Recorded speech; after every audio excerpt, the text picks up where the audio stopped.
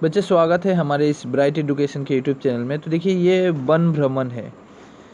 ये वन भ्रमण में पार्ट 1 और पार्ट 2 दो वीडियो बना चुका हूँ। आप अगर नहीं देखे हैं डिस्क्रिप्शन के नीचे डायरेक्ट आपको हिंदी प्लेलिस्ट ही दे दूंगा मैं। उसमें आप पूरा चैप्टर, चाहे वन भ्रमण हो, नमक का दरोगा हो, किरणों का खेल हो, तोड़ती पत्थर हो, सभी चैप्टर के एक्सप्लेन पार्ट बाय पार्ट आप वहाँ पे देख सकते हैं। वो भी पार्ट वाइज है, पार्ट 1, 2, 3 करके है, क्योंकि एक वीडियो में पूरा का पूरा एक्सप्लेनेशन कर देना ये संभव होता नहीं है। आप स्कूल में भी पढ़ते हैं तो आपका टीचर 2 दिन में 3 दिन में एक चैप्टर को एक्सप्लेन करके पूरा करते हैं, क्योंकि टाइम बहुत कम रहता है। ठीक है, तो बाय द वे इसका भी 2 पार्ट बन चुका है। आप अगर नहीं देखे हैं ज़रूर उसको पार्ट 1 पार्ट 2 पे विजिट करके देखिएगा। प्लेलिस्ट नीचे मिलेगा ही, या तो प्लेलिस्ट नहीं मिलेगा तो यहाँ पे एक आई बटन दिखेगा, क्लिक कीजिएगा, यहाँ भी आपको वो सारे वीडियो मिल जाएंगे। और प्लस सिर्फ हिंदी का ही नहीं, हिंदी का ग्रामर भी उसी में है, और मैथ्स, सोशल साइंस जो भी इम्पोर्टेंट रहता है सबका प्लेलिस्ट अलग अलग है। आप ज़रूर जाके वहाँ पे चेक कीजिएगा और आपको जो लगेगा आप ज़रूर उसको देख सकते हैं। बाय द वे स्टार्ट करता हूँ। मैं यहाँ तक पढ़ा चुका था, देखिए मैं यहाँ तक मेरा कंप्लीट हो चुका था। मैं इसके बाद वाले पैराग्राफ से शुरू करूँगा। हालांकि यहाँ पे कुछ हमें कैरेक्टर यानी कुछ चरित्र देखने को मिलता है। बहुत सारे पंखुड़ी आती है, उसका भाई आता है, टीचर आते हैं, स्टूडेंट आते हैं, इस तरह के बहुत सारे कैरेक्टर आपको मिलेंगे। तो ये आप ज़रूर पार्ट 1 देखिएगा, तभी समझ में आएगा। लेखक का भी यहाँ पे कुछ रोल दिखाई देता है। तो यहाँ से शुरू करते हैं, और यहाँ पे कुछ नॉलेज की बातें भी कही गई है। ठीक है, तो नेक्स्ट चलते हैं। इसीलिए जंगलों और उसके पेड़ पौधों को देखभाल एवं सुरक्षा का दायित्व तुम लोग पर है। यहाँ पे टीचर कहते हैं, यहाँ पे ये बातें कौन कह रहा है? ये बातें टीचर कहते हैं बच्चों को। जब बस में वन भ्रमण मतलब क्या? वन भ्रमण मतलब वन की यात्रा करना। हम यात्रा पे, जिस तरह आप लोग वन भोज करने जाते हैं, आप कहते हैं ना मैं पिकनिक में जाऊँगा समर सीजन में जब गर्मी की छुट्टी मिलेगी, तो ठीक है उसी तरह ये बच्चे लोग भी जा रहे थे। तो बस के अंदर टीचर उन लोगों को कुछ समझाते हैं, और बाद में भी जाने के बाद, पहुंचने के बाद भी वहाँ पे कुछ समझाते हैं और कहते हैं देखिए सुरक्षा ही सबसे बड़ी दायित्व होती है कि नहीं? आप को मालूम है। तो ये यहाँ पे यही कहा जा रहा है। इसलिए जंगलों और उसके पेड़ पौधों को देखभाल एवं सुरक्षा का दायित्व तुम लोग पर है। कि बच्चे आप लोग ध्यान दीजिएगा कि जंगल में जितने पेड़ पौधे हैं, क्योंकि पेड़ पौधों को आज हम देखिए, ये बहुत इंपॉर्टेंट है। ट्री, पेड़ पौधे ना हो तो हम जीवित नहीं रह पाएंगे, क्योंकि आप लोगों को मालूम है कि पेड़ पौधे ऑक्सीजन छोड़ते हैं और कार्बन डाइऑक्साइड लेते हैं, और उस ऑक्सीजन को ग्रहण हम लोग करते हैं। यानी जीव, सिर्फ हम ही लोग नहीं, प्राणी भी करते हैं। जितने भी प्राणी है, कीड़े मकोड़े, सभी ऑक्सीजन ग्रहण करते हैं और कार्बन डाइऑक्साइड छोड़ते हैं। ये कार्बन डाइऑक्साइड को प्यूरीफायर यानी फिर से ऑक्सीजन में कन्वर्ट कौन करता है? तो ट्री करता है। अब मान के चलिए ट्री ही ना रहे तो हम क्या ऑक्सीजन ले पाएंगे? नहीं ले पाएंगे। आजकल ग्लोबल वार्मिंग यानी विश्व तापन बोला जाता है हिंदी में, ग्लोबल वार्मिंग की समस्या बढ़ती जा रही है। CO2 की जो मात्रा है दिन प्रतिदिन इंक्रीज होते जा रहा है इन्वायरमेंट में, हमारे पर्यावरण में। इससे क्या इफेक्ट पड़ता है? इससे इफेक्ट यह पड़ रहा है कि जो ग्लेशियर है, बड़े बड़े ग्लेशियर पिघलना शुरू कर दिया है कि नहीं? नदियों अपने उफान पे बह रही है। इसलिए देखिए बाढ़, आजकल बाढ़ की ज़्यादा समस्या बन चुका है। शहर और नगरों में तो पानी इतना भर जाता है कि ट्रैफिक इतना जाम हो जाता है, लोग जा नहीं पाते हैं, पैदल यात्रा तक नहीं कर पाते हैं। महानगरों में भी देखने को मिलेगा, क्योंकि खासकर ये इसका वजह यही है, मनुष्य खुद अपने पैर पे कुल्हाड़ी मार रहे हैं। आजकल देखा जाता है, हम भी देख रहे हैं, आप भी देख रहे हैं कि लोग अपनी सुविधा के लिए पेड़ों को काट रहे हैं, ज़मीन को खोद रहे हैं, इंडस्ट्री बना रहे हैं, पोल्यूशन कर रहे हैं, तरह तरह की इस तरह की बातें। बाय द वे ये हम पढ़ेंगे, सोशल में बहुत इंटरेस्टिंग चैप्टर है इन्वायरमेंट का एक, तो उसमें हम पढ़ेंगे। और हम इसके ऊपर प्रदूषण के ऊपर हम आपका ये भी दूंगा, प्रदूषण के ऊपर आपका वीडियो रहेगा, वो रहेगा ऐसे राइटिंग के लिए, तो वो काम आ जाएगा। तो यहाँ भी वही बातें की जा रही है, टीचर समझा रहे हैं प्रदूषण की मात्रा दिन प्रतिदिन बढ़ती जा रही है, ऑक्सीजन की बहुत ज़रूरी है। सो आप लोगों को पेड़ पौधे को बचा कर रखना है, और सुरक्षा का दायित्व आप लोगों को ही है। ठीक है, वृक्ष फल देते हैं। देखिए वृक्ष क्या देता है? फल भी देता है, गर्मियों में छाया भी देता है। तो कितना बड़ा रोल होता है। प्रकृति हमें क्या नहीं सिखाती है? जीना से लेकर मरने तक प्रकृति ही सिखाती है। हमें रास्ते पे चलना प्रकृति ही सिखाती है। काम को किस तरह करना है प्रकृति सिखाती है। देखिए आजकल का लोग क्या होते हैं ना, बहुत आलसी हो चुके हैं, सब डिपेंडेंट हो चुके हैं। जिस तरह मशीन मेरा कपड़ा धो देगा, ठीक है, हीटर कुकर मेरा खाना बना देगा, गैस पे हम खाना बनाएंगे, चूल्हे का इस्तेमाल करेंगे ही नहीं, है कि नहीं। आजकल करेंटों से खाना बन रहा है, मशीन से खाना बन रहा है, ऑटोमेटिक, सब कुछ ऑटोमेटिक हो चुका है। इसीलिए आजकल बीमारियां ज़्यादा हो रही है, डाइजेस्टिव की प्रॉब्लम, शुगर हाई हो जा रहा है, ब्लड प्रेशर हो जाना, है कि ना। लोगों को देखते हैं कि कोई लोगों का जो शरीर है वो काम करना बंद कर दे रहा है। टीबी की बीमारी, तरह तरह की इस तरह की बीमारियाँ आ रही है ना, ये सब का वजह यही सब है, डायरिया, ठीक है। तो ये सब बात की बातें हैं, ये हम साइंस में पढ़ेंगे। तो देखते हैं कि पेड़ पौधे से हमें क्या फ़ायदा मिलता है। देखिए पेड़ पौधे हमें फल देते हैं, छाया देते हैं, पक्षियों एवं कीट पतंगों का आश्रय देते हैं। जो छोटे छोटे कीड़े मकोड़े हैं वो भी पेड़ों के अंदर गुफा बनाकर ही रहते हैं। चिड़िया आश्रय लेती है, कौवे आश्रय लेते हैं पेड़ों के ऊपर। तो देखिए उन लोगों का ज़िंदगी भी इस प्रकृति से ही जुड़ा हुआ है। फल न देने वाले वृक्ष भी हमें जीवित रहने के लिए महत्वपूर्ण चीज़ ऑक्सीजन देते हैं। जो फल नहीं देता है, कुछ कुछ ऐसे पेड़ होता है जो फल नहीं देता है, फल नहीं देने के बावजूद भी वो हमें ऑक्सीजन प्रदान जरूर करता है। कल हम लोग सुबह उठकर जंगल के भीतर जाएंगे। ये टीचर कहते हैं कि कल हम लोग सुबह उठेंगे, अभी सो जाइए, सोने के बाद हम लोग कल सुबह उठकर जंगल की यात्रा करेंगे, थोड़ी अंदर जाएंगे।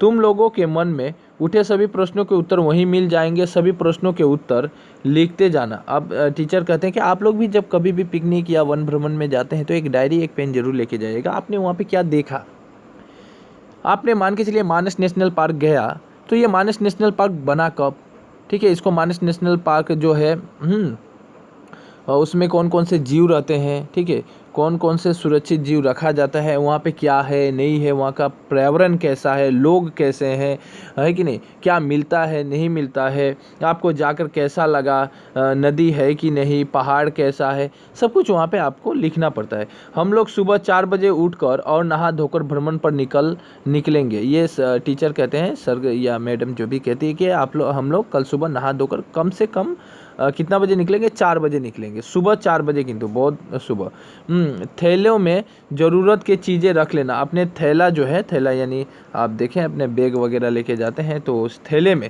अपनी ज़रूरत की जो भी सामानें होती है, बहुत सारे सामान लेके जाते हैं लोग खाने पीने के लिए, तो वो ले लीजिएगा।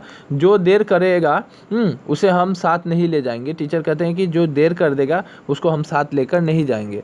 तो आगे बढ़ते हैं। अंतिम बात सुनकर सभी विद्यार्थी शोरगुल मचाने लगे। पवन चिल्लाया, सुबह के 4 बजे है भगवान। कुछ विद्यार्थियों ने इस पर आपत्ति की कि भ्रमण के लिए आने पर भी उन्हें सुबह के 4 बजे उठना पड़ेगा, अभी तो कोई परीक्षा भी नहीं है। तब मालविका मैडम ने पूछा, किसे गेंडा, हाथी, हिरन, खरगोश आदि देखने की इच्छा है। उसी समय एक मालविका मैडम जी थी, उन्होंने कहा कि ठीक है बच्चे, आप लोगों में कौन कौन ऐसे बच्चे हैं जो गेंडा, हाथी, हिरन, खरगोश आदि को देखना चाहते हैं। यहाँ पवन चिल्लाता है, क्योंकि पवन को थोड़ी नाराज़गी हो जाती है कि हम वैसे तो एग्ज़ाम नहीं दे रहे हैं जो 4 बजे उठ के पढ़ना शुरू करेंगे, हम घूमने आए तो थोड़ी शांति से सोने देना चाहिए। देखिए शांति से तो सोना ही है, पर हम जब बाहर जाते हैं कुछ काम के लिए तो हमें हर काम को थोड़ी सावधानी से और समय पूर्वक ही करना चाहिए, ठीक है। सुबह के 4 बजे उठना है, इसलिए थोड़ी उसको आपत्ति हो जाती है, तो कोई बात नहीं। उसी समय मैडम ने एक बातें कहती है कि देखिए किस बच्चे को गेंडा, हाथी, हिरन, खरगोश आदि देखने की इच्छा है, ठीक है। सब ने हाथ उठाया, कि सब बच्चे ने वहाँ पे हाथ उठाया, सहमति जताई कि मैडम जी हम भी चलेंगे, हम भी चलेंगे। तो सभी ने कहा कौन कौन सुबह के 4 बजे उठेंगे। यहाँ पे मैडम कहते हैं कि लेकिन ठीक है, आप लोग देखने जाइएगा तो आप लोगों को सुबह 4 बजे तो उठना ही पड़ेगा। कुछ विद्यार्थियों ने हाथ उठाया, कुछ ने नहीं उठाया। तब मालिका मैडम ने कहा ठीक है, जो 4 बजे उठेगा वो जीव जंतु देख पाएगा, जो सुबह 4 बजे तक तैयार नहीं होगा उसे हम कुछ भी नहीं देखने दिए जाएंगे, कुछ भी नहीं देखने दिया जाएगा, यानी वो जा ही नहीं सकता तो देखेगा क्या। तब सबने जोर से कहा, मैडम हम लोग सुबह 4 बजे ही उठ जाएंगे। ठीक है मैडम, हम सभी जाएंगे, 4 बजे उठ जाएंगे। इस प्रकार हंसी मजाक और आनंद के बीच दोनों बसें कब काजीरंगा पहुंच गई पता ही नहीं चला। ठीक है, काजीरंगा पहुंची और पता ही नहीं चला। इसके बाद वाला पढ़ते हैं, नए नए संकट। यहाँ पे कुछ संकट आ जाते हैं, और ये कैसा संकट होता है और ये संकट होता क्यों है देखिए, आप लोग को भी ऐसा संकट में नहीं फंसना है, इसलिए आप जब भी कोई चीज़ हम पढ़ते हैं या मम्मी पिताजी कुछ बातें बोलते हैं, तो उसमें जो आपके लायक है, काम लायक, यानी फ्यूचर में जो काम आने वाला है, उन सब बातें को याद रखना बहुत ज़रूरी होता है। मैं भी पढ़ा रहा हूँ, इसमें कुछ बहुत सारी बातें आएंगी, आप ज़रूर उसको याद रखिएगा। काजीरंगा पहुँचने के बाद छात्र छात्राओं को सुबह सुरम्य स्थान पर ठहराया गया, बहुत अच्छे स्थान पे रखा गया, सुरक्षित स्थान पे। सुंदर सुंदर कमरे और कुछ ऊंचे ऊंचे मचान घर देखकर पंखुड़ी और पवन की खुशी का ठिकाना ही न रहा। वो बहुत आनंदित हुए। वहाँ पे जो भी घर है थोड़े ऊंचे ऊंचे बनाए हुए थे, ऐसा घर वो पहले देखे नहीं थे। उन लोगों को आनंदित लगा, उन लोगों का मन बहुत खुशी से उछल पड़ा। शिक्षक और शिक्षिकाओं ने लड़के लड़कियों के लिए अलग अलग कमरे दिखाते हुए कहा, तुम लोगों में से प्रत्येक प्रत्येक विद्यार्थियों के लिए बिस्तर की व्यवस्था है। देखिए, शिक्षक और शिक्षिका सभी ने कहा थी कि लड़के और लड़कियों के लिए अलग अलग है। लड़के का बेड अलग रहेगा, लड़के अलग साइड रहेंगे और लड़कियां अलग साइड रहेगी, और सभी का बिस्तर भी यहाँ पे दिखा दिया गया। परंतु बिस्तर और मच्छरदानी लगाने का काम स्वयं करना होगा। ये टीचर करके नहीं देगा, अपना काम खुद करना है। सबको अपनी अपनी चीज़ें साफ सुथरे ढंग से और सजा कर रखनी होगी। खाना खाने के बाद बर्तन को बताए हुए स्थान पर ही रखना होगा, ये टीचर ने कहा। ठीक है, अब देखिए, ऐसी बातें सुनकर पवन पंखुड़ी के नज़दीक आकर कहने लगा, यह क्या मुसीबत है। पवन, देखिए, पवन तो घर में काम करता ही नहीं था, सब मम्मी के ऊपर डिपेंड था, बहन के ऊपर डिपेंड था। ठीक है, इसीलिए वह पवन जो है पवन पंखुड़ी के नज़दीक आया, क्योंकि उसकी बहन थी। इसके नज़दीक आकर बोला, क्या मुसीबत है, मुझे यहाँ आना ही नहीं चाहिए था। तुम सुबह सुबह आकर मेरा बिस्तर ठीक कर देना, ये पंखुड़ी को कह रहा है। इसके बदले में मैं तुम्हें चॉकलेट दूंगा। चॉकलेट, क्या, कौन बोल रहा है? तो ये पवन बोल रहा है अपनी बहन को, पंखुड़ी को। पंखुड़ी ने आंख घुमाकर कहा, चुप रह, यदि सर या मैडम ने सुन लिया तो फिर मजा चखोगे। ये किसने कहा? पंखुड़ी ने कहा। पेड़ पौधों से घिरे लंबे चौड़े अतिथि गृह के चारों तरफ घूम घूमकर छात्र छात्राओं ने बहुत आनंद उठाया। इसके बाद टीचर ने सभी को वहाँ पे थोड़ा घुमाया। कोई झूले पर चढ़ गया तो कोई फुटबॉल निकाल कर ले आया। लड़कियाँ तो झुंड बनाकर जहाँ तहाँ बैठकर आपस में बातें करने लगी। दोपहर का खाना खाने के लिए सभी एक बड़े से कमरे में सजाए गए सुंदर सुंदर बेंचों पर बैठ गए। अचानक पंखुड़ी ने दीवार पर लिखी बाती की ओर इशारा किया। अंग्रेजी में लिखा था। अंग्रेजी में क्या लिखा था? से देखिए, अंग्रेजी में लिखा था, इसका मतलब क्या होता है? सेल्फ सर्विस, यानी होता क्या है, अर्थात सबको अपना भोजन खुद लेकर आना होगा। ये इंपॉर्टेंट बात है। सेल्फ सर्विस मतलब आपको खुद अपना भोजन लाना है और खाना है, तथा खाने के बाद बर्तनों को यथास्थान जहाँ था वहीं रखना होगा। इसी बीच एक शिक्षिका ने आकर कहा, बैठे रहने से खाना नहीं मिलेगा, तुम लोग क्या क्या खाओगे सब मैंने कह दिया है, जाओ और खाना लेकर आओ। ये मैडम कहती है। ये आपको समझ में आया होगा कि वहाँ पे जो भी बच्चे थे खेल रहे थे झूले में, कोई फुटबॉल खेला, लड़की आपस में बैठी थी। उसी समय अचानक पंखुड़ी की आंखें दीवार में लिखी एक वर्ड के ऊपर जाती है। वो वर्ड में लिखा था, क्या लिखा था? अंग्रेजी शब्द में लिखा था सेल्फ सर्विस, आपको अपना खाना खुद लाकर खाना होगा। ठीक है, पंखुड़ी बोली कि एक मिनट, पंखुड़ी क्या बोली? मैडम, मैं दीवार पर लिखे निर्देशों के बारे में सबको बता चुकी हूँ, फिर भी कुछ विद्यार्थी अभी भी यह नहीं समझ रहे कि सेल्फ सर्विस क्या होती है। हमारे विद्यालय ने पैसे दिए हैं, हमने भी पैसे दिए हैं, तो हमें यहाँ आकर अपना काम खुद क्यों करना पड़ रहा है? पवन ने मुंह फुलाकर पंखुड़ी से कहा, मैं यहाँ नहीं आता तो सुबह देर तक सोता रहता है। यहाँ पे पवन को फिर थोड़ा गुस्सा आ रहा है ये सब बातें सुन के, क्योंकि देखिए वो उसका तो आदत ही नहीं है अपना काम खुद करना, तो इसलिए कहा मैं यहाँ अगर नहीं आता तो कितने देर तक सोता रहता। शाम को फुटबॉल खेलता, यहाँ आने के लिए जितने पैसे दिए उतने में अपने लिए कुछ अच्छा सामान खरीद लेता। ये कौन बोल रहा है? ये पवन कह रहा है, और ये सब सुनाता है सिर्फ पंखुड़ी को। उधर लड़के लड़कियां भाग दौड़ एवं धक्का मुक्की करते हुए खाने की मेज पर टूट पड़े। तब पंखुड़ी ने चिल्लाकर कहा, ऐसे नहीं चलेगा, सब लोग पंक्ति बनाओ। तो जब वहाँ पे लड़के लड़कियां सभी भाग दौड़ कर रहे हैं, धक्का मुक्की कर रहे हैं, क्योंकि पंक्तियाँ थी नहीं। उसी समय पंखुड़ी बहुत अच्छी बातें बोली कि देखिए हमें पंक्ति बनाकर आना चाहिए ताकि लड़ाई झगड़ा ना हो। शिक्षक शिक्षिकाओं ने पंखुड़ी की प्रशंसा की। पंखुड़ी और उसकी सहेली विदिशा ने सभी छात्र छात्राओं को पंक्तिबद्ध होने में मदद की। अर्पण और सुकुमार भी इस काम में सहायता करने लगे। ठीक है, कि सभी को पंक्ति बनाने में मदद करने लगे के लिए आगे आए। प्रत्येक विद्यार्थियों ने हाथ बढ़ाकर खाने की थाली ले ली। परोसने वालों ने सबकी थाली में भोजन परोस दिया। चावल, दाल, भाजी, सलाद और तली हुई मछली। मछली नहीं खाने वाले के लिए पनीर की सब्जी बनाई गई है। बाद में बहुत से छात्र छात्राओं ने खाना खाने के बाद अपनी अपनी थाली सुनिश्चित स्थान पर नहीं रखी। ये एक गलत आदत है कि आपको जिस स्थान से जो वस्तु लेते हैं उसे वहीं रख देनी चाहिए। तो कुछ बच्चे ने ऐसा काम किया, कुछ ने नहीं किया। तो यही सीख मिलती है, डिसिप्लिन है कि नहीं। अनुशासन सबसे बड़ी चीज़ होती है। जिन छात्रों ने सुंदर ढंग से तथा व्यवस्थित रूप से खाना खाया, शिक्षक शिक्षिकाओं ने उनकी प्रशंसा की। भोजन करने के बाद शिक्षकों ने विद्यार्थियों को थोड़ा आराम करने की अनुमति दी। उसके बाद सबको घुमाने ले जाने की योजना थी कि आप लोग खाना खा लिए हैं, थोड़े वक्त आराम कर लीजिए, इसके बाद हम लोग घूमने जाएंगे। बाय द वे, मैं एक बातें कहना चाहता हूँ कि आप अगर ऑनलाइन ट्यूशन लेना चाहते हैं तो ज़रूर नीचे डिस्क्रिप्शन के नीचे व्हाट्सएप नंबर मिलेगा, ज़रूर कांटेक्ट कीजिएगा। तो वहाँ पे आप आराम से ट्यूशन ले सकते हैं। ऑनलाइन ट्यूशन होगा आपका, इसमें टेस्ट भी लिया जाएगा, सिलेबस कंप्लीट किया जाएगा और प्लस जो भी नोट्स है, जो भी चैप्टर का नोट्स हो गया, ग्रामर हो गया, सभी आपको PDF वर्जन में प्रोवाइड किया जाएगा। ठीक है, उसके बाद टेस्ट पेपर भी लगाया जाएगा।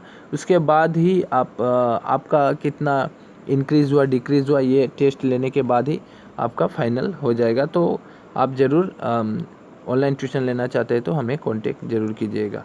ठीक है, यही इंपॉर्टेंट बातें थी। आगे चलते हैं। और एक बात है कि आप क्लास में आपको लगेगा कि सर कैसे पढ़ाते हैं, नहीं पढ़ाते हैं, तो आप ये प्लेलिस्ट चेक कर सकते हैं जो डिस्क्रिप्शन के नीचे दिया रहेगा।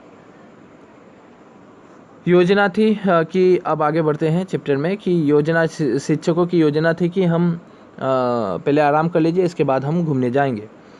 दोपहर के भोजन के बाद सभी विद्यार्थी अपने अपने बिछावन पर सो गए। कुछ विद्यार्थी खेल रहे थे तो कुछ विद्यार्थी जाकर सो गए अपने बिस्तर पर। कुछ देर बाद पवन, आफ्ताब और सौरभ आपस में धीरे धीरे बातें करने लगे। पवन बोला, इस तरह सोते रहने से तो अच्छा है कि हम लोग थोड़ा बाहर से घूम कर आए। पवन थोड़ी चंचल था तो बोला इन दो दोस्तों को और ले लिया आपस में कि आफ्ताब और सौरभ चलो हम लोग सोते नहीं है, थोड़ी बाहर जाते हैं, घूम कर आते हैं, किसे पता चलेगा, कोई जानेगा भी नहीं हम लोग गए कि नहीं गए। ठीक है, दूसरों के देखने से पहले ही हम लोग वन जीवों को देख लें। वे लोग देखे या ना देखे, चलो हम लोग पहले ही देख कर आ जाते हैं कौन कौन से जीव है और नहीं है। तब सबने पहले वन्यजीव देखने की कहानी सबको हम सुना पाएंगे, कि हम लोग पहले कह पाएंगे कि कहाँ पर क्या है।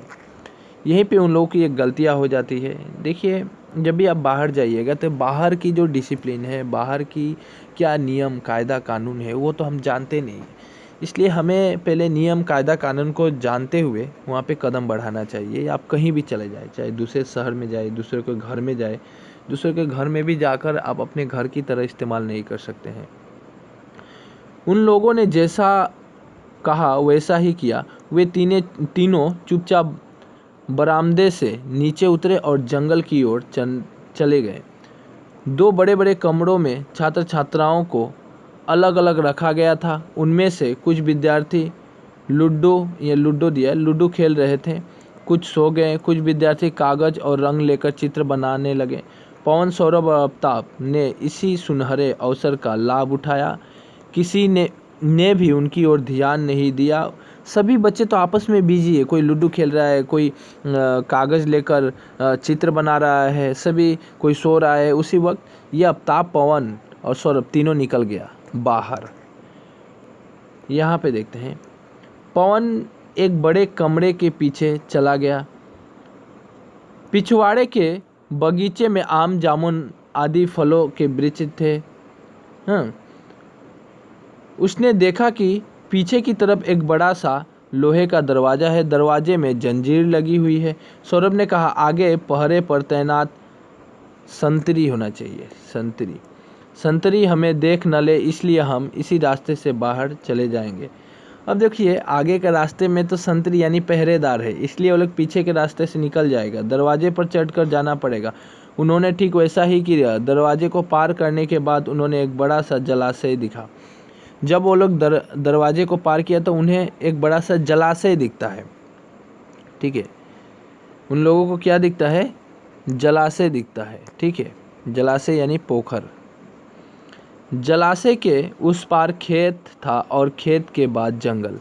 ये जो जलाशय दिखा, जलाशय के उस पार देखा जाए तो खेत था और खेत के उस पार क्या था? जंगल। ठीक है, एकदम सुनसान जगह, ना कोई आदमी न जीव। बहुत दूर इक्का दुक्का झोपड़ियाँ दिखाई पड़ी थी, लेकिन वो ऐसा जंगल था, वहाँ पे लोग थे नहीं, घर द्वार था नहीं। हाँ, और दूर दूर तक एक दो झोपड़ियाँ दिख रही थी। वे लोग रोमांच से भर गए। अचानक पवन कुछ दिखाते हुए बोला, देखो देखो, तालाब में एक नाव भी है। एक नाव था तालाब में, जिस तालाब को उन लोगों ने देखा था, यानी जिस जलाशय को देखा था। कहानी बहुत इंटरेस्ट होती जा रही है, यहाँ पे ध्यान दीजिएगा। सौरभ ने कहा, अरे यह तालाब नहीं है, इतना बड़ा जलकुंभियों से भरा होने के कारण पानी का पता ही नहीं चला। तो बोला जी ये जलकुंभी से भरा हुआ। देखिए, जब जलकुंभी से भरा हुआ कोई तालाब रहता है या नदी रहे या कुछ भी हो, तो हम इस पार उस पार देखेंगे तो हमको पता ही नहीं चलेगा कि इसकी गहराई कितनी है, ये तालाब है कि नहीं है, यह तो जलाशय है। इसमें रखी हुई यह नाव किसकी है? हाँ, ये उसमें एक नाव जरूर थी, एक बोट था। ठीक है, तो एक नाव था उसके अंदर, तो नाविक भी नहीं है। चलो नाव में बैठते हैं। आज तक मैंने कभी नाव नहीं देखा। तो वे लोग कहते हैं ठीक है, चलिए नाव में बैठे हैं, आज तक मैंने नाव नहीं देखा। पवन खुश होते हुए बोला, ये बातें बोल रहा है पवन। ठीक है, सौरभ और आफ्ताब को। एकांत दोपहरी पश्चिमी की ओर सूरज ढलने लगा। मौसम यद्यपि गर्म था, तथापि यहाँ देखिए दोपहर के समय खाना खाए, उसी समय अब सूरज तो ढलेगा ही, समय बीते जा रहा है, रात्रि हो मतलब रात होने वाली है। आगे पढ़ते हैं हम लोग। मंद मंद बहती हवा शरीर को आराम पहुंचा रही है। शाम होते होते देखते हैं आप लोग हवाएं बहती है। ये हवा बहता क्यों है? शाम होने से ही हवा क्यों बहता है? इंसुलेशन आप साइंस में पढ़िएगा, जो सूर्य की ताप जब बढ़ता है तो वेपोरेशन होता है, और ये वेपोरेशन होने के कारण ऊपर जाता है, कंडेंसेशन होता है, संघनन की प्रक्रिया होती है, साइंस के अंदर है। फिर जब सूर्य ढलना शुरू हो जाता है तो हवा क्या करता है? उच्च दाब से निम्न दाब की ओर बहना शुरू करता है, यह हम साइंस में पढ़ेंगे। तो इसीलिए हवाएं शाम के समय ही बहती है। वे तीनों जलाशय के किनारे पहुंचकर नाव पर चढ़ गए। देखिए, जब दोपहर में भी हवाएं बहती है तो सूर्य की ताप बहुत कम हो जाती है, तभी वो नमी वाली हवा बहती है। ठीक है, तो होता क्या है, देखा जो हवा बहती है बहुत आराम पहुंचा रही है। तीनों जलाशय के किनारे पहुंचे हुए। तीनों कौन कौन था? पवन था, आफ्ताब था और सौरभ। तीनों उस जलाशय के किनारे पर गए। नाव ढोलने लगी। नाव एक रस्सी के सहारे एक खूंटे से बंधी थी। एक खूंटा जो होता है, नाव को हमेशा खूंटों से बांध कर रखा जाता है, क्योंकि नदी की या जलाशय की या हवा की धार से नाव कहीं चल ना जाए। आफ्ताब ने नाव की रस्सी खोल दी। पवन ने चप्पू अपने हाथ में ले लिया। नाव पानी पर सरकने लगी। तीनों बैठ गए नाव पे और नाव को सरका रहे हैं। पतवार होता है नाव को चलाने के लिए, तो वो पतवार चला रहा है पवन ने अपनी पूरी ताकत से चप्पू चलाया। नाव आगे बढ़ने लगी। पवन खुशी से चिल्ला उठा, नाव चलने लगी, नाव चलने लगी। जब नाव चलने लगा तो पवन बहुत खुशी हो गया, हालांकि वो नाव देखा नहीं था, उठा नहीं था, तो वो कहा कि नाव चलने लगी, नाव चलने लगी। वो खुशी से पागल हो गया और झूमने लगा। आगे बढ़ते हैं। कुछ देर जाने के बाद नाव जलकुंभी में फंस गई। इम्पोर्टेंट पॉइंट, कुछ देर हुआ ही नहीं कि उसकी नाव बहुत सारे जलकुंभी था उसमें फंस गई। उसमें पानी भरने लगा। नाव जो है, नाव के ऊपर पानी आने लगा। आफ्ताब अचानक बोल उठा, नाव की तली में छेद है इसलिए पानी घुस रहा है। ये इंपॉर्टेंट पॉइंट, नाव में पानी घुसने से आप लोग तो डूब जाइएगा। उन तीनों के मुख सूख गए। अब इस संकट से उन्हें कौन बचाएगा? सौरभ की आंखों में आंसू आ गया। वह रोते रोते बोला, आज हम लोग डूबे, मुझे तो तैरना भी नहीं आता, मैं अच्छी तरह तैर नहीं सकता। आफ्ताब ने रुआसा होकर कहा, हमें तैरना नहीं आता, लेकिन हम लोग चिल्ला तो सकते हैं। हाँ, आफ्ताब कहा, ठीक है, मानता हूँ कि हमें तैरना नहीं आता, पानी आ रही है नाव में, और हम लोग चिल्ला तो सकते हैं। देखिए, वहाँ पे उस स्थान पे जाके आप भी ऐसा गलती ना करें। मैं कहता हूँ कि आप अगर चिल्लाइएगा भी, मनुष्य ही नहीं है वहाँ पे, घर द्वार ही नहीं है, आपको बचाएगा कौन? और पानी बढ़ते जा रहा है और 3 लोगों का वेट तो और ज़्यादा है, पानी अचानक जल्दी जल्दी बढ़ेगा और आप लोग डूब जाइएगा। ये इम्पोर्टेंट पॉइंट है। मिडिल में जाकर अगर ऐसा होता है, मध्य में जाकर बहुत भयानक दुर्घटना होने वाली है। इस प्रकार पवन जोर जोर से चिल्लाना शुरू किया, बचाओ बचाओ, कोई है, हमें बचाओ। लेकिन होता क्या है, वहाँ पे कौन आएगा बचाने के लिए? देखते हैं आगे की एपिसोड क्या है।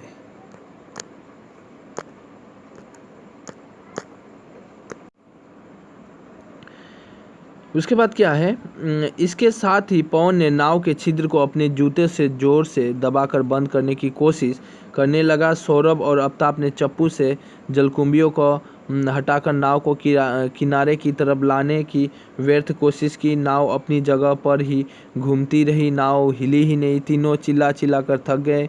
इस सुनसान और निर्जन जगह पर भला कौन आता? मैंने पहले ही बोला, जगह सुनसान था, आएगा कौन? हालांकि उन लोगों ने कोशिश की है, ठीक है, कि छिद्र को पवन बंद किया। इसके बाद वे लोग जलकुंभी को हटाकर किनारे लाने की कोशिश की, लेकिन कोई फ़ायदा हुआ नहीं इससे, और वो जगह भी सुनसान थी। उस समय आएगा कौन? ठीक है। उपायहीन होकर आफ्ताब नाव के पानी को पूरी ताकत से उजुली से भर भर कर बाहर फेंकने लगा, कि जो पानी आ रही है उसको फेंक रहा है। वे लोग रोना धोना भूल गए। इसी बीच उन्हें खेतों से होकर कुछ लड़कियां आती दिखाई दी। शरीर कीचड़ से भरा और हाथों में मछली पकड़ने की जकाई। लड़कियों की नज़र उन पर नहीं पड़ी। तब पवन चिल्लाया, ओ बहन जी, हमें बचाइए। हाँ, पवन उसमें देखता है कि कुछ लड़कियां हैं, वो मछली पकड़कर आ रही है, कीचड़ वगैरह लगा है, और वो लड़कियां उन तीनों को देखी नहीं, वे लड़कियां जो भी ग्रुप में आ रही थी। तो उसी समय पवन चिल्लाया कि ओ बहन जी, हमें बचाइए, हमें बचाइए। ठीक है, इस तरह की बातें पवन कहता है, हमें बचाइए। साथ में सौरभ और आफ्ताब ने भी चिल्लाकर गुहार लगाई। लड़कियां उन तीनों को जलाशय में देखकर अचंभित रह गई। कुछ लड़कियां दौड़कर जलाशय के किनारे पहुंच गई। ठीक उसी समय नाव के हिचकोले खाने से पवन पानी में गिर पड़ा। नाव थोड़ी सी हिचक गया, मतलब पलटी से ही मारा, मतलब नाव ऐसा होता है ना, तो बना नहीं, नाव ऐसे टेढ़ा हो गया, तो पवन उसी समय गिर जाता है। हुआ कहाँ गया? हाँ, पवन पानी में गिर पड़ा। आफ्ताब और सौरभ की चीखें निकल गई। दोनों के कानों में जूं तक नहीं रेंगती। तत्क्षण 2 लड़कियां जलाशय में कूद पड़ी तथा तैरकर पवन के पास पहुंच गई। तब तक पवन बहुत पानी पी चुका था। ये इंपॉर्टेंट बात है कि पवन पहले देखिए, पवन तो पहले से ही तैरना नहीं जानता, और वो पानी में गिरा, तो पानी में गिरने के कारण वो तो पानी पिएगा ही पिएगा, क्योंकि ऑक्सीजन लेने की कोशिश करेगा। जब भी आप पानी में डूबते हैं, ऑक्सीजन लेने की कोशिश करते हैं, ऑक्सीजन का जगह ही आपका अंदर पानी जाना शुरू हो जाता है और पानी पेट के अंदर चला जाता है, और वह डूबने ही वाला था। दोनों लड़कियों उसे किसी तरह खींचकर किनारे तक ले आई। एक अन्य लड़कियां तैरकर नाव के पास पहुंची और उस पर सवार हो गई। चप्पू के सहारे उसे बड़ी कठिनाई से नाव को किनारे लाने की कोशिश की, लेकिन नाव पलट गई, जिससे आफ्ताब और सौरभ पानी में गिर पड़े। घटना वाली जगह किनारे से बहुत दूर नहीं थी, इसलिए अन्य लड़कियों ने उन तीनों लड़कों को बचा लिया। हाँ, हालांकि वो दोनों भी, उसके दोनों दोस्त यानी पवन के दोनों दोस्त आफ्ताब और सौरभ भी पानी में गिर गए। वो लोग भी पानी पीना शुरू किए, लेकिन किनारे से ज़्यादा दूर थे नहीं, इसलिए सभी लड़कियों ने मिलकर उसे किनारे ला लिया और उसे बचा लिया। दूर नहीं था, इसलिए अन्य लड़कियों ने उन तीनों लड़कों को बचा लिया। पवन के पेट में बहुत पानी चला गया था। लड़कियों ने उसे पेट के बल लिटाकर उसका पानी निकाला। देखिए पानी निकाल दिया, क्योंकि पानी आप जब कोई बच्चा पानी पी लेता है तो उसकी पेट को उल्टा करके अगर दबाइएगा तो पानी ऑलरेडी बाहर निकल जाता है। पवन की आंखों खोलने पर लड़कियों ने उसे खूब डांटा। तब उसे ध्यान आया कि वहाँ 5 लड़कियाँ मौजूद थी। उनमें से 2 अधिक उम्र की तथा शेष पवन की कम उम्र थी। शेष पवन की हम उम्र थी। हम उम्र मतलब उसी के जैसे उम्र के थे। एक बड़ी लड़किया ने गुस्सा होकर पूछा, तुम लोग कहाँ से आए हो? इस छिद्र वाली नाव पर चढ़कर मरना क्यों चाहते थे? तुम्हारे भाग्य अच्छे थे सो बच गए, वरना निश्चय ही मारे जाते। ये लड़कियां कहती है, बड़ी लड़कियां उन लोग को डांटी है और कहती है कि ये तो भाग्य ठीक था कि तुम लोग बच गए, हम लोग आया, नहीं तो तुम लोग आज मारे जाते। आफ्ताब डरते हुए बोला, हमसे बहुत बड़ी भूल हो गई, हमें सर मैडम खोज रहे होंगे। सौरभ ने सभी लड़कियों को हृदय से धन्यवाद दिया। बड़ी लड़कियां ने कहा, अब तुम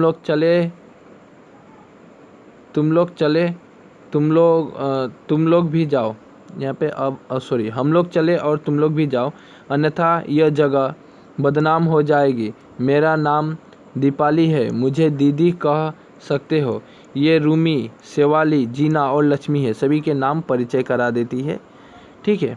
पवन थोड़ा संकोच करते हुए बोला, दीदी हम आप लोग को धन्यवाद कैसे दें? सभी लड़कियां पवन की बातें सुनकर हंस पड़ी। चलो हम तुम्हें आगे तक छोड़ देते हैं। ये लड़कियां कहती है कि चलो हम तुम लोगों को आगे तक छोड़ देते हैं। जीना बोली। पवन ने कहा, ठीक है हम लोग चले जाएंगे। सभी लड़कियां वहां से चली गई, परंतु जाती जाती एक बात बता गई, सावधानी से जाना और हाँ, आगे से जो काम न आता हो उसमें हाथ मत डालना। ये यहाँ से आपको शिक्षा मिलती है, यहाँ से हमें भी शिक्षा मिलती है। जो काम हमें नहीं आता है उस काम में हमें हाथ नहीं डालना चाहिए, उसे नहीं करना चाहिए, हमें पहले सलाह लेनी चाहिए। ठीक है।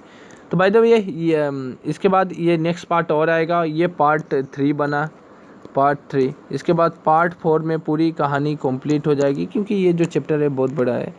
तो देखिए अभी बहुत सारा है, तो मैं ये कराऊंगा बाद में। ठीक है, कल ही करा दूंगा। तो बाय, टेक केयर। आपको अगर अच्छा लगा, हाँ आप अगर कोचिंग लेना चाहते हैं, डिस्क्रिप्शन के नीचे लिंक है, एक बार ज़रूर विजिट करके अब देखिएगा।